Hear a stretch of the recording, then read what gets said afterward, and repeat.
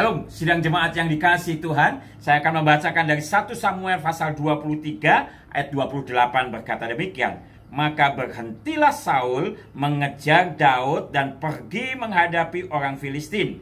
Itulah sebabnya orang menyebut tempat itu Gunung Batu Keluputan.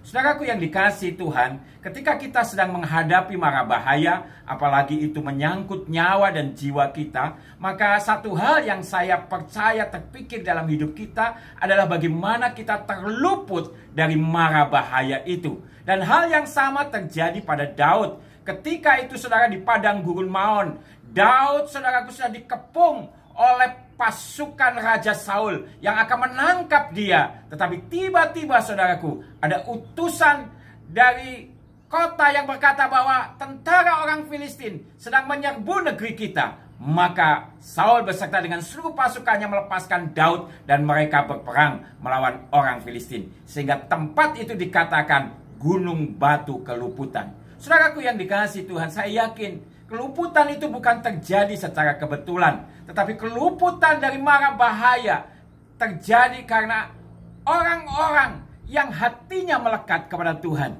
Seperti dikatakan dalam Mazmur pasal 91 ayat 14a berkata bahwa hatinya melekat kepadaku, maka aku akan meluputkannya. Saudaraku yang dikasihi Tuhan, Daud adalah orang yang hatinya melekat kepada Tuhan. Dia senantiasa mentaati Tuhan sehingga Tuhan itu begitu senang, begitu mengasihi Daud.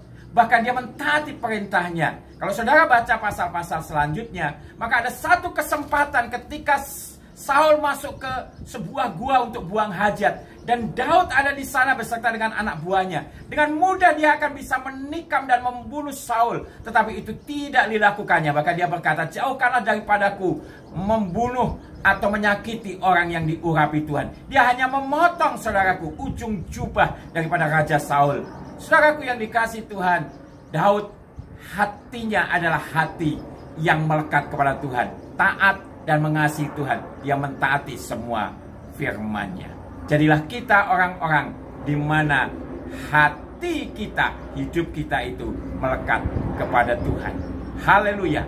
Amin.